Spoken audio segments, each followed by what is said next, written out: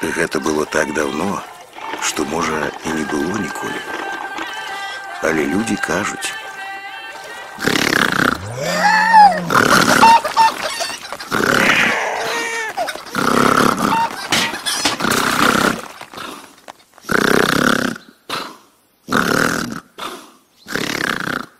Вось у адным такім далёкім месцы жылі звычайныя людзі. Увесь год у працы ды турботах. Увогуле, людзі як людзі. У тым сяле звычай быў. Які чалавек як састарыцца, яго саджалі ў човен і адпраўлялі па рацэ у густы туман, каб задарма хлеб не еў, калі ўжо працаваць не можа. А ў тым сяле жыў адзін чалавек. Было ў яго шмат дзяцей і ўнукаў, і ўсе ўдавыя, добрыя, любілі яго, стараліся не пакрыўдзіць.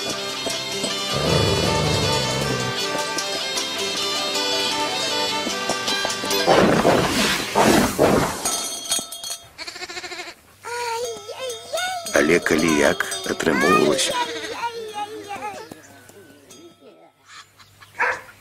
Ой, да за гоменцам, да за новеньким, да венок моё зеленое, да пороса вёс, да зелененьким, да венок моё зеленое. Зусім састарыўся той чалавек, стаў сівы як лунь, і чуе дрэнна, і бачыць няважна. Адны клопаты з ім.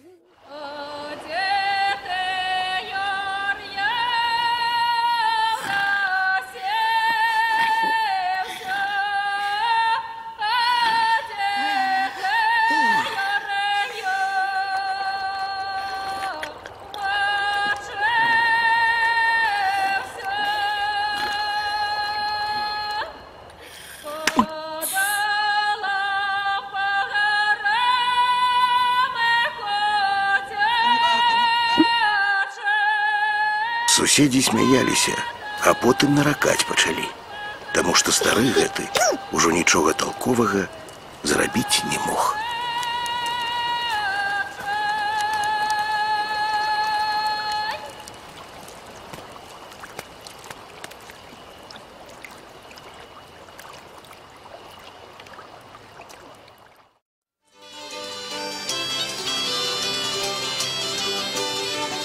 Схавалі дзеці старога ў пограб, ад іншых вачэй далёка. Сталі цішком насіць старому есці і піць.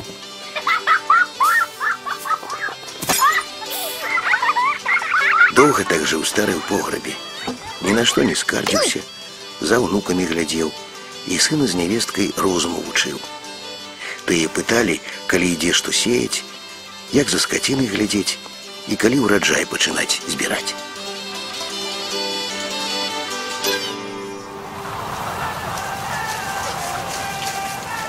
Але год на год не прыходзіцца. Па восені не сабралі сяляне ўраджай, ні бруквы, ні капусты, ні зерня ніякага. І настаў ім вялікі голад. Усім стала блага, і людзям, і скаціне вясковай. Усім.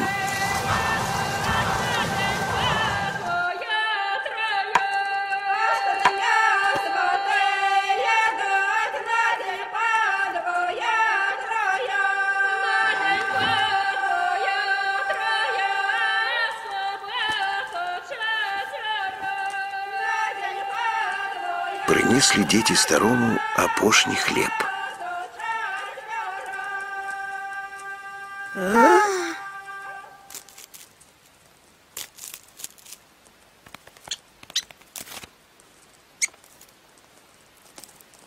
Ён паглядзеў на іх і кажа: вы, кажа, здзярыце з хат стрэхі ды намалаціце тую салому.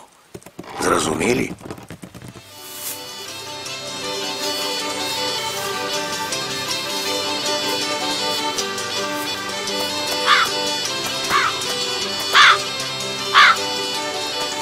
Паслухалі дзеці старэнькага бацьку. Бачуць, зерня так шмат, што і да новага ўраджая хопіць. Суседзі, вядома, тут як тут.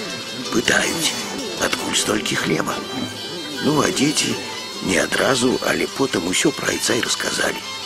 Што ўвесь гэты час ён у пограбе жыў, і што ён навучыў з даха салому сабраць і зерня намалаціць. Доўга яшчэ жыў старэнькі айцец. А людзі з таго часу пачалі старых паважаць, служыць ім і шанаваць.